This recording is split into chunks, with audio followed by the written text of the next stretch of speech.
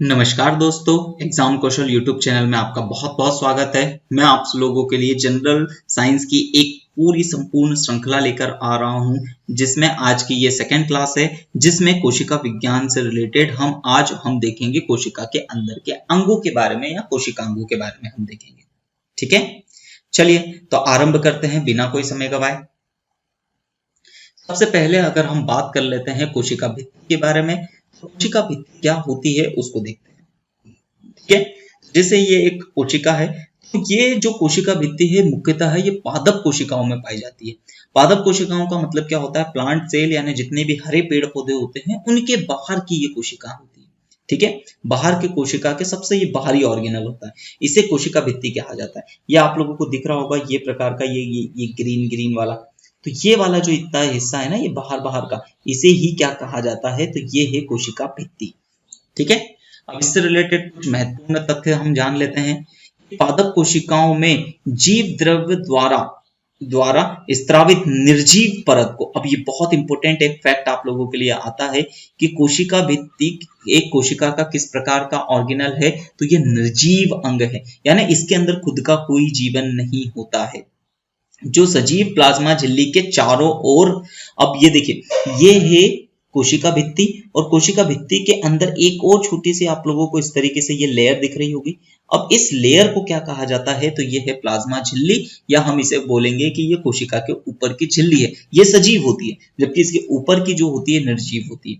अब आप लोग ये समझ सकते हैं कि इस सजीव को बचाने के लिए इसके ऊपर की निर्जीव परत क्या करती है? इसे बचाती है। तो वही लिखा है, जो सजीव प्लाज्मा झिल्ली के चारों ओर एक रक्षात्मक आवरण बनाती है, उसकी सुरक्षा करती है। ठीक है, कोशिका भित्ति कहलाती है। और ये कोशिका भित्ति के बारे में एक और बात आप लोगों को बारे में मेनली क्या याद रखना है कि ये कैसी रहती है? तो ये कठोर होती है। ठीक है, ये कठोर होती है, ये लचीली नहीं होती, जबकि अंदर की जो झिल्ली होती है, प्लाज्मा झिल्ली जो होती है, वो लचीली होती है। अब इसके ऊपर की कठोरता की वजह से ही क्या होता है कि अगर आपने पेड़ देखा होगा, आपने क्या होगा कि जैसे एक छोटे बच्चे के आप गाल पे गाल को जब दबाते हो तो उसके गाल बड़े लचीले आपको महसूस होते हैं। तो उसका रीजन ये है क्योंकि जो जंतु कोशिकाएं होती है, उस जंतु कोशिकाओं के ऊपर कोशिका भित्ति नहीं पाई जाती, जबकि पादप कोशिकाओं के ऊपर कोशिका भित्ति पाई जाती है, जो उस पेड़ को कठोरता प्रदान करती है। इसी वजह से पेड़ के ऊपर आप इसी तरीके से शिवटी नहीं काट सकते हो। ठीक है, कोशिका भित्ति के कुछ कार्य देख लेते हैं। तो सबसे पहले महत्वपूर्ण तथ्य आप लोगों को क्या याद रखना है कि यह सेल्यूलोज की बनी होती है, जो कोशिका को निश्चित आकार एवं आकृति प्रदान करती है। ठीक है, तो ये बात स्पेशल आप लोगों को याद रखना है। यह कोशिका का मृत भाग होता है, जैसा कि मैं पहले भी बता चुका हूं। यह कोशिका की बाहरी आघातों से रक्षा करती है। साथ ही साथ में एक और, यह कोशिका की पारगम्य सीमा बनाती है। पारगम्य सीमा का मतलब कितनी चीजें इसके अंदर जा सकती है, कितनी चीजें बाहर निकलती है, इसकी सीमा को यही चीज डिसाइड करती है, कोशिका भित्ति डिसाइड करती है। अतः यह जल एवं विलय को कोशिका के अंदर जाने देती है और इस प्रकार परासरण में सहायता प्रदान करती है। तो ये बात आप लोगों को विशेष तौर पर ध्यान रखनी है। अब कोशिका भित्ति का प्रयोग कहाँ कहाँ कर सकते हैं? कोशिका भित्ति की वजह से अखबारी कागज, वस्त्र, लकड़ी के फर्नीचर आदि बनाने में इसी का उपयोग किया जाता है। अब साथ ही साथ में अगला हम ऑर्गेनल देखते हैं। तो अगला ऑर्गेनल है कोशिका झिल्ली। अब कोशिका झिल्ली, हालांकि वही पूरा डायग्राम है। अब यहाँ पर देखिएगा, कोशिका झिल्ली ये वाली परत है, ये ऊपर वाली जो ग्रीन ग्रीन कलर की, ये तो कोशिका भित्ति है। अब इसके अंदर की ये जो परत है, इसे कहा जाता है कोशिका झिल्ली यानी सेल मेम्ब्रेन। सेल मेम्ब्रेन देखते हैं। कोशिका झिल्ली सभी प्रकार की कोशिकाओं को घेरे रहती है, चाहे हम जंतु कोशिकाएं देखें चाहे पादप कोशिका। तो याद रखिएगा कि कोशिका भित्ति तो सिर्फ पादप कोशिकाओं में पाई जाती है, जबकि कोशिका झिल्ली जंतु कोशिका के साथ साथ पादप कोशिका दोनों में पाई जाती है। यह भौतिक रूप से कोशिका द्रव्य को उसके चारों ओर के वातावरण से पृथक करती है। अब ये बात आप लोगों को एक विशेष तौर पे ध्यान में रखनी है। क्या ध्यान में रखनी है कि इसी की वजह से, ठीक है, आप लोगों को एक विशेष तथ्य क्या ध्यान में रखना है कि इसी की वजह से क्या होता है, यही चीज जो होती है वो बाहरी वातावरण और इसके अंदरूनी वातावरण को अलग अलग करती है। ठीक है, यह अत्यंत लचीली होती है। ठीक है, अत्यंत पतली होती है, लचीली होती है, गतिक एवं चयनात्मक पारगम्यता होती है। चयनात्मक पारगम्यता का मतलब क्या होता है कि इसी के अंदर से कुछ चीजें अंदर तो जा सकती है, लेकिन क्या होता है जैसे कोई बैक्टीरिया वायरस आता है तो वो इसके अंदर नहीं जा सकता, जबकि कोई अगर हम बात कर लेते हैं कोई न्यूट्रिशियस मटेरियल अगर आता है तो वो इसके अंदर जा सकता है। ठीक है, कोशिका झिल्ली के कार्यों को देख लेते हैं। तो यह कोशिका झिल्ली जो होती है वो फास्फोलिपिड और प्रोटीन की बनी होती है, जिसमें कहीं कहीं पर कार्बोहाइड्रेट के अणु धसे हुए रहते हैं। साथ ही साथ में यह कोशिका को आकार प्रदान करती है और बाहरी आघातों से कोशिका के अंदर की अंदरूनी ऑर्गेनेल की रक्षा भी करती है। साथ ही साथ में इन्हें पुनरुत्पादन यानी रीजनरेशन की क्षमता होती है। रीजनरेशन का मतलब क्या होता है कि कहीं पर अगर इनमें टूट फूट हो जाती है तो ये स्वतः ही अपने आप को सुधार सकती है। ठीक है, अब यह विभिन्न पदार्थों का आदान प्रदान करती है। इसके अलावा, ठीक है, इसके अलावा यह कुछ सीमित पदार्थों को ही कोशिका के अंदर आने जाने देती, हर किसी को नहीं। जो खास जो होता है, मतलब जिनकी कोशिका को जरूरत होती है या कोशिका के वेस्ट मटेरियल को बाहर निकालने के लिए इसी का उपयोग किया जाता है, तो इसलिए इसे सिलेक्टिव या सेमी परमिएबल मेम्ब्रेन भी कहते हैं। ठीक है, यह दो कोशिकाओं को अलग अलग करने के साथ साथ दोनों के बीच में इंटरेक्शन भी करती है। मतलब किस तरीके से, जैसे एक कोशिका यहाँ पर है, दूसरी कोशिका यहाँ पर है, तो एक कोशिका के ऑर्गेनेल दूसरे कोशिका में अंदर ना जा पाए, इसलिए ये एक दूसरे को अलग भी करती है, साथ ही साथ में दोनों कोशिकाओं को इंटरेक्ट करने का भी काम करती है। मतलब क्या होगा कि यहाँ पर अगर इस कोशिका में ऊर्जा की कमी हो जाती है तो यहाँ पर एटीपी के फॉर्म में मॉलिक्यूल्स को वो यहाँ से यहाँ भी पहुंचाती है, जिससे इसको भी ऊर्जा मिल सकती है। मतलब ये दोनों जो ये आसपास की कोशिकाएं ये क्या काम करती है, एक दूसरे के बीच में इंटरेक्शन यानी जरूरी तथ्यों या जरूरी चीजों का आदान प्रदान भी करती है। अब थोड़ा सा हम लोग समझ लेते हैं कि भैया यहाँ पर ये पारगम्यता जैसी चीज क्या है। ठीक है, पारगम्यता चीजों को हम समझते हैं। अब थोड़ा सा आप लोगों को ध्यान से समझना है कि सबसे पहली बात आप लोगों को एक प्रक्रिया समझना होगा कि विसरण किसे कहा जाता है। ठीक है, विसरण यानी इसे ही अंग्रेजी में क्या कहा जाता है, इसे ही अंग्रेजी में डिफ्यूजन कहा जाता है। ठीक है, विसरण यानी डिफ्यूजन। अब देखिए विसरण को किस तरीके से, तो अचानक से फैल जाने की घटना को विसरण कहते हैं। और ये बात आप लोगों को विशेष तौर पे याद रखना है कि विसरण की जो प्रक्रिया होती है वो सिर्फ और सिर्फ किस में होती है, हवा में होती है, यानी एयर्स में होती है। इसका मतलब आपको अगर मैं एक एग्जांपल बताऊं तो एग्जाम्पल हमें इसको आपको इस तरीके से ले सकते हैं कि जैसे आपने देखा होगा कि आप एक कमरे में है और आपका कोई फ्रेंड थोड़ा सा परफ्यूम लगाता है या अपने आपके ऊपर इत्र लगाता है, तो जैसे ही वो थोड़ा सा इत्र लगाता है तो पूरे कमरे में क्या होता है, अचानक से उसकी सुगंध फैल जाती है। तो इस प्रक्रिया को विसरण कहा जाता है। अब विसरण में एक विशेष बात आप लोगों को क्या याद रखना है कि यहां पर एक टर्म आ जाती है आप लोगों के लिए, वो जो कि है सांद्रता। अब इस सांद्रता टर्म को हम केमिस्ट्री में तो काफी अच्छी तरीके से समझेंगे, लेकिन यहाँ पर भी आप लोगों को थोड़ा सा समझाता हूं। अब अधिक सांद्रता का मतलब क्या होता है, जहां पर उस चीज के पार्टिकल्स की संख्या ज्यादा होती है तो उसे हम सांद्रता कहते हैं। मतलब आप लोग कुछ इस तरीके से समझ सकते हैं कि जैसे अगर मैंने आप लोगों के लिए पानी लिया और चाशनी ली, तो इसमें किसकी सांद्रता ज्यादा होगी, तो सीधी सी बात है चाशनी की सांद्रता ज्यादा होगी, क्योंकि उसके अंदर नंबर ऑफ पार्टिकल्स ज्यादा है छोटे से एरिया में, लेकिन पानी के अंदर वही चीज कम है। अब विसरण में हमेशा याद रखिएगा कि विसरण की जो प्रक्रिया वो कहां से कहां होती है, तो विसरण की जो प्रक्रिया होती है वो कहां से कहां तक होती है, तो वो होती है अधिक सांद्रता से, तो विसरण की प्रक्रिया जो होती है वो अधिक सांद्रता से कम सांद्रता की तरफ होती है। ये बात आप लोगों को स्पेशली याद रखना है कि अधिक सांद्रता से कम सांद्रता की तरफ विसरण होता है। इसका मतलब क्या है, इसका मतलब ये है कि जब कोई व्यक्ति यहाँ पर ध्यान से समझते जाइएगा कि जैसे ये एक कमरा है, ठीक है, और इस कमरे में क्या होता है कि यहाँ पर कोई व्यक्ति स्प्रे करता है, ठीक है, स्प्रे यानी कि परफ्यूम लगाता है, तो इसका मतलब क्या होगा कि उस परफ्यूम में से निकलने वाले जो पार्टिकल्स हैं वो उसकी संख्या यहाँ पर एकदम से क्या हो जाएगी, बहुत ज्यादा बढ़ जाएगी। अब यहाँ पर क्या होगा कि पार्टिकल की संख्या बहुत ज्यादा बढ़ गई और यहाँ पर उसके पार्टिकल की संख्या कम है, तो इसका मतलब क्या होगा कि यहाँ की सांद्रता अधिक होगी और यहाँ पर कमरे के इस इस पार्ट की सांद्रता कम हो जाएगी और इसी वजह से ये पार्टिकल्स जो होंगे बड़ी तेजी से क्या होंगे, इस तरफ जाने लगेंगे और इस तरीके से हम देखेंगे कि और ये कब तक जाते रहेंगे, जब तक कि ये सारे पार्टिकल्स इस पूरे कमरे में एक समान रूप से ना भरा जाए। तो इस प्रक्रिया को ही क्या कहा जाता है, इस प्रक्रिया को कहा जाता है विसरण। ये प्रक्रिया हवा में होती है और साथ ही साथ में ये जल में भी होती है। अब इसी को जल के एग्जांपल के साथ मैं समझाता हूं। जैसे कि अगर मैंने आप लोगों के लिए एक छोटा सा एक एग्जांपल लेता हूं कि यहां पर मेरे पास कुछ इस तरीके से एक सिस्टम बना हुआ है कि एक ये टैंक है और दोनों टैंक नीचे से एक दूसरे से जुड़े हुए हैं कुछ इस तरीके से। समझते जाइएगा चीजों को काफी अच्छी तरीके से, काफी बढ़िया तरीके से चीजें समझ में आएगी। अब यहां पर क्या है कि यहां पर मैंने डाल दी इसके अंदर बहुत सारी शक्कर वाली चाशनी। तो याद रखिएगा यहां पर मैंने क्या डाल दी है, शक्कर की चाशनी।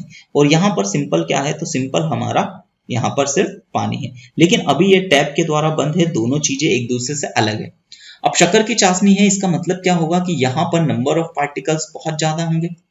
ठीक है, नंबर ऑफ पार्टिकल्स किसके, शुगर मॉलिक्यूल्स बहुत ज्यादा होंगे और यहां पर पानी के अंदर तो होंगे ही। अब लेकिन जैसे ही मैं इस टैप को ऑन करता हूं, ठीक है, समझ पा रहे हो ना कि जैसे इसको मैं ऑन करता हूं तब क्या होगा, तो यहाँ के पार्टिकल बड़ी तेजी से कहां किधर जाने लगेंगे, इस तरफ जाने लगेंगे। और ये प्रक्रिया कब तक चलते रहेगी, तब तक कि जो दोनों के पास सेम चीजें ना हो जाए। इसका मतलब क्या होगा कि बाद में जब आप पानी पी के देखोगे या इनको टेस्ट करोगे तो जितनी मिठास इस वाले ब्लॉक में आएगी उतनी ही मिठास इस ब्लॉक में आएगी। क्यों? क्योंकि विसरण की प्रक्रिया के फलस्वरूप सारे पार्टिकल इक्वली एक दूसरे में डिस्पर्स हो गए हैं या मिल चुके होंगे। ओके, चीजें काफी अच्छी तरीके से क्लियर हो रही होगी आप सभी लोगों को। अब हम आगे बढ़ते हैं। ठीक है, चलिए अब हम आगे की चीजों को बात करते हैं। ये विसरण तो आपने को लोगों को समझ में आया, लेकिन अब ये परासरण क्या होता है। ठीक है, परासरण मतलब इसे अंग्रेजी में कहा जाता है ऑस्मोसिस। क्या होता है, ठीक है, तो ये ऑस्मोसिस क्या होता है, तो इसमें यही प्रक्रिया जस्ट उल्टी होती है। इसमें क्या होता है कि जो पार्टिकल्स होते हैं, ठीक है, और उसमें से भी कौन से पार्टिकल, सिर्फ और सिर्फ विलय के पार्टिकल मैं आगे लिख दूंगा। तो इसमें जो पार्टिकल्स होते हैं, ठीक है, वो कहां से कहां जाते हैं, तो उसमें जाते हैं कम सांद्रता से अधिक सांद्रता की ओर।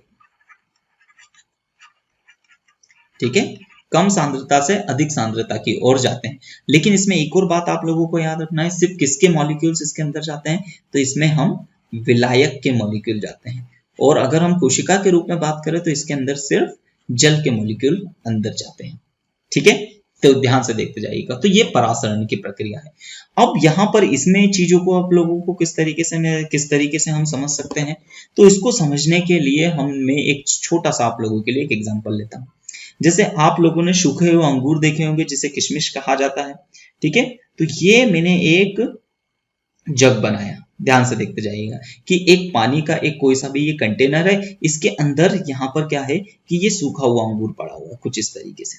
अब ये सूखा हुआ अंगूर पड़ा है, ये पूरा पानी से भरा हुआ है, इसके अंदर हमने पानी भर दिया है।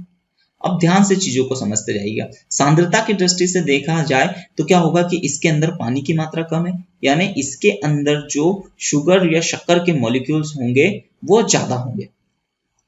ठीक है, इसके अंदर शुगर यानी शक्कर के मॉलिक्यूल्स किस तरीके से, तो वो ज्यादा होंगे, ज्यादा क्वांटिटी में होंगे। या हम बोल सकते हैं कि क्योंकि जैसे आप खा के देखोगे तो इसके अंदर ज्यादा रसीली या ज्यादा चाशनी वाली चीजें देखने को मिलेगी, क्योंकि इसके अंदर पार्टिकल्स ज्यादा है। अब इसके ऊपर की ये जो अंगूर के ऊपर की जो पतली सी परत है, ये परत काम करती है किसकी तरह, तो ये कार्य करती है, ये अर्ध पारगम्य की तरह कार्य करती है। ठीक है, ये किसकी तरह कार्य करती है, तो इस झिल्ली को कहा जाता है अर्ध पारगम्य झिल्ली की तरह कार्य करती है। यानी इसे अंग्रेजी में कहा जाता है सेमी परमिएबल मेम्ब्रेन। ठीक है, सेमी परमिएबल मेम्ब्रेन। अब चीजों को समझते जाइएगा। सेमी परमिएबल मेम्ब्रेन, अब ये काम क्या करती है, तो ये एक तरीके से छालनी होती है। छालनी का मतलब आप समझिएगा कि इस तरीके से मेरे पास एक छालनी है और इस छालनी के अंदर छोटे छोटे छेद हैं। ठीक है, तो ये बिल्कुल उसी तरीके से काम करती है। अब ये इतने छोटे से छेद हैं कि जिसके अंदर से पानी के मॉलिक्यूल तो आर पार हो सकते हैं, पानी का मॉलिक्यूल इधर भी जा सकता है और पानी का मॉलिक्यूल इधर भी जा सकता है।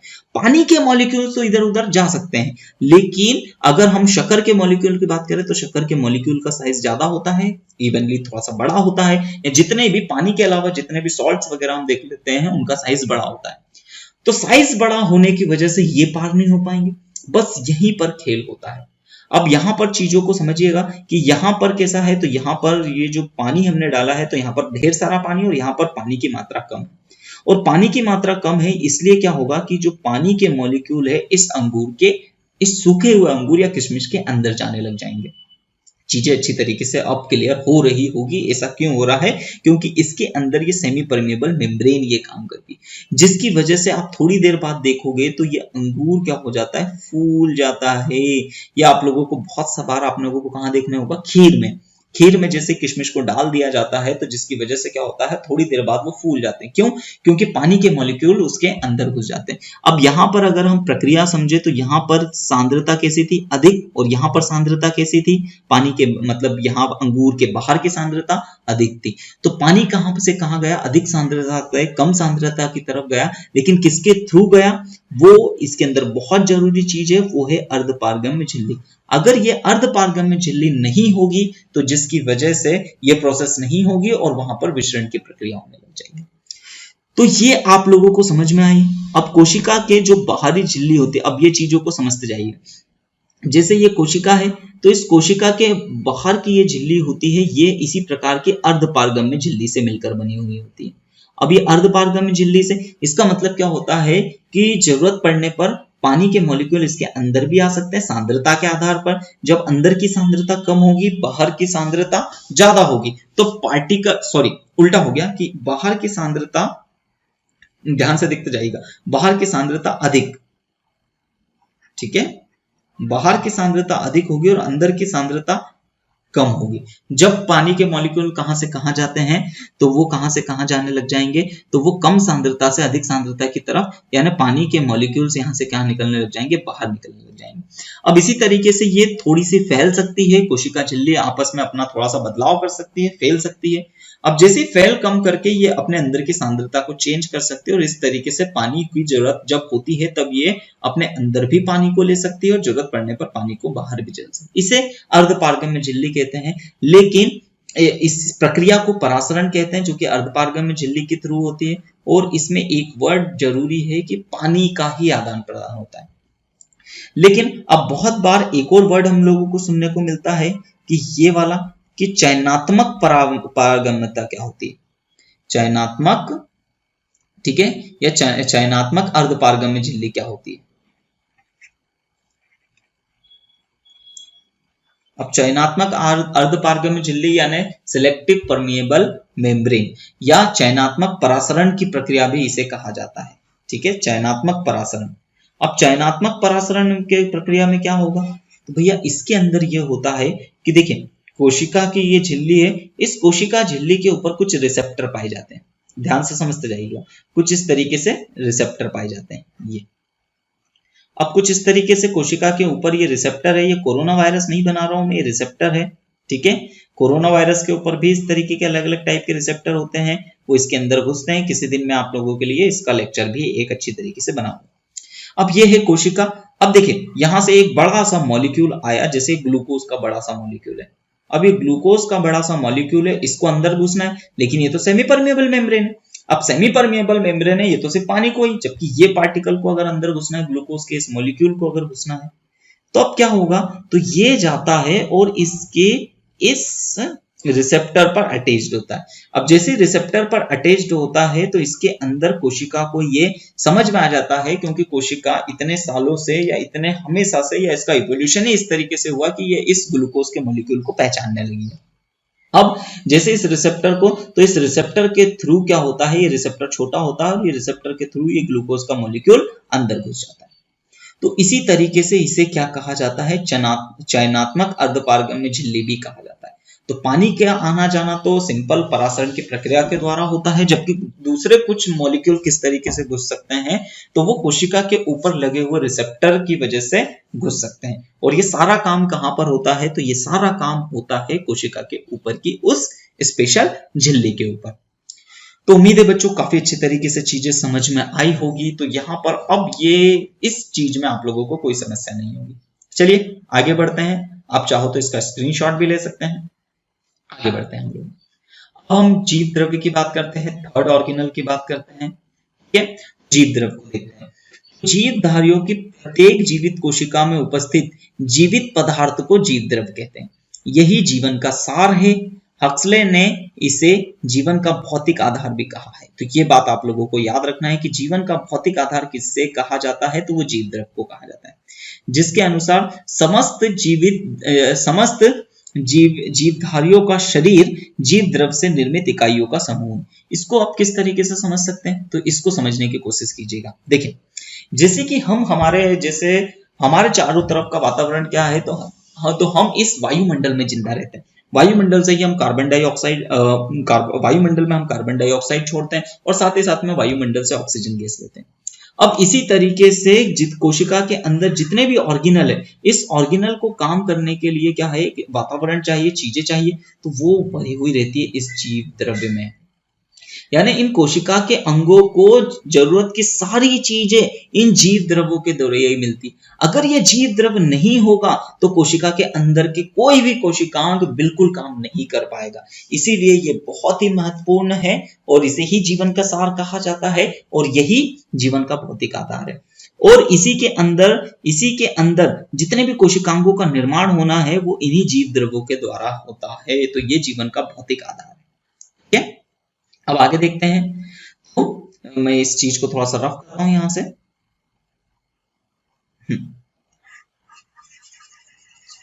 चलिए आगे चीजों को समझते हैं हम लोग। अब आगे देखते हैं। तो जीव द्रव्य की खोज किसने की थी, तो जीव द्रव्य की खोज जार्डिन ने 1835 में की थी, जिसे इन्होंने स्टार्टिंग में सारोकार्डो नाम दिया था, परंतु बाद में पुरकिंजे ने इसके बारे में बहुत अच्छे से बताया और अंत में इसका नाम जीव द्रव्य यानी प्रोटोप्लाज्म रखा गया। ठीक है, साइटोप्लाज्म, और मैं अभी देखूंगा साइटोप्लाज्म और न्यूक्लियोप्लाज्म ये चीजें हैं। आगे चलते हैं। अब जीव द्रव्य की संरचना एवं कार्य। यह गाढ़ा, रंगहीन एवं चिपचिपा पदार्थ होता है। ठीक है, यह एक सक्रिय एवं जीवित बहुकणीय कोलाइडी तंत्र है।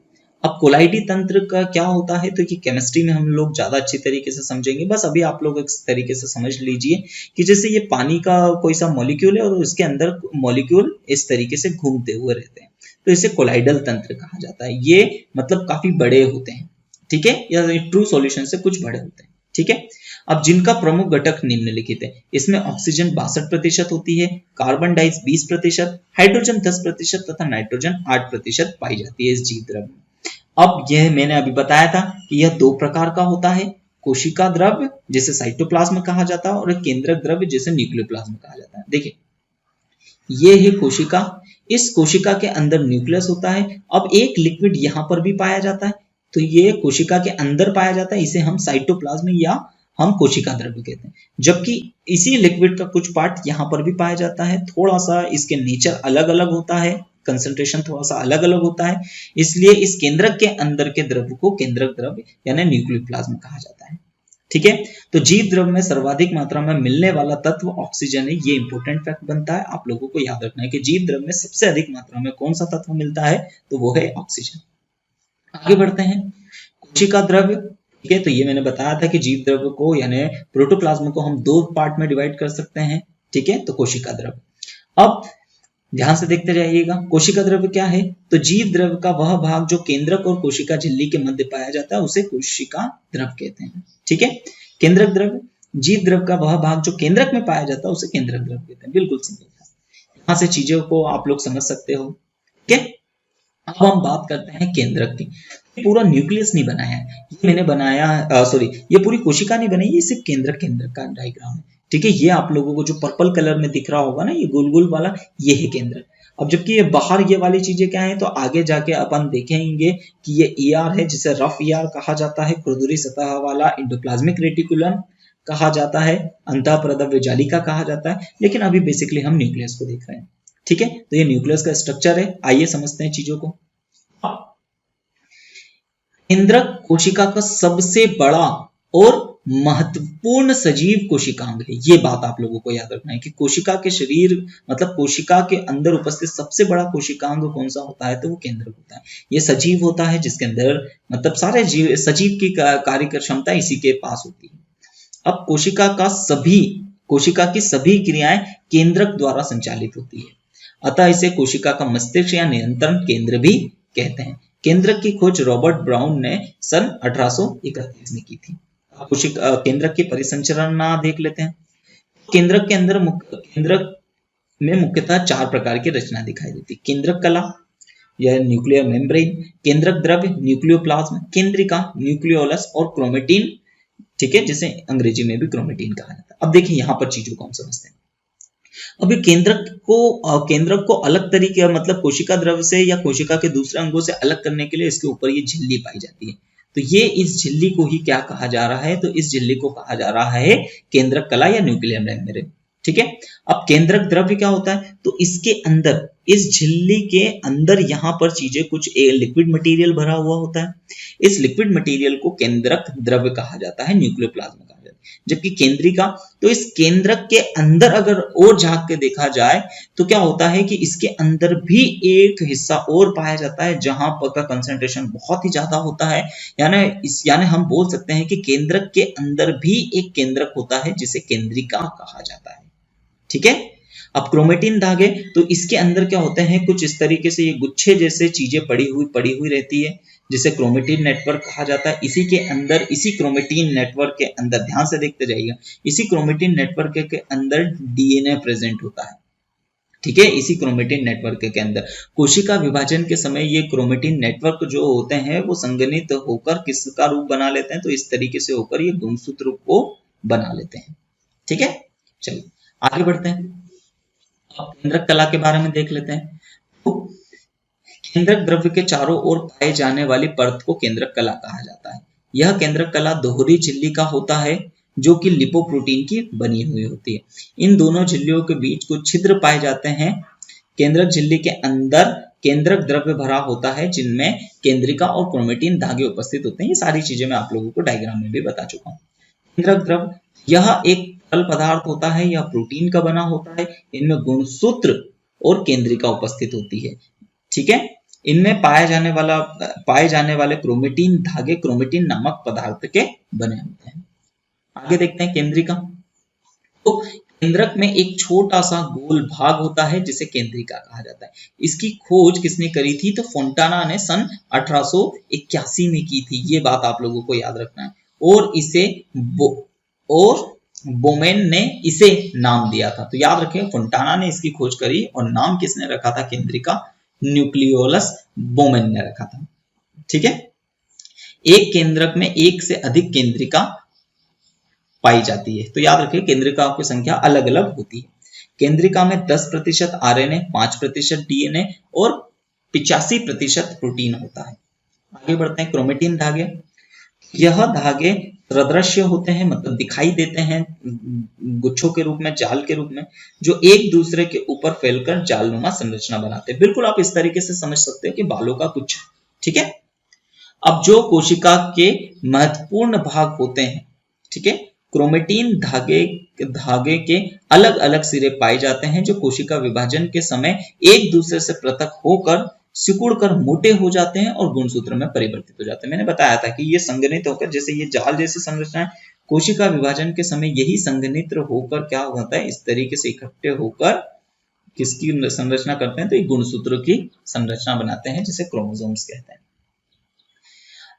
यहां तक कोशिकांगों का थोड़ा कोशिकांग वाला हिस्सा, जो कोशिकांग के जो अंग है वो काफी ज्यादा है, तो एक लेक्चर में अगर मैं बनाता तो काफी बड़ा लेक्चर हो जाता, तो इसलिए इसे हम पार्ट में स्टडी करेंगे। मैंने यहाँ तक आप लोगों को न्यूक्लियस तक बता दिया है। अगले पार्ट में हम न्यूक्लियस के आगे कोशिकांगों की बात करेंगे। और आप सभी लोगों ने अभी तक अगर एग्जाम कौशल चैनल को सब्सक्राइब नहीं किया है तो प्लीज सब्सक्राइब करें। साथ ही साथ में आप वीडियो को लाइक कीजिए, चैनल को सब्सक्राइब कीजिए और बेल आइकन को जरूर दबाइएगा ताकि हमारे द्वारा डाले गए किसी भी प्रकार की जानकारी आप लोगों तक सबसे पहले पहुंच सके, ठीक है। तो आज की क्लास हम यही समाप्त करते हैं। धन्यवाद।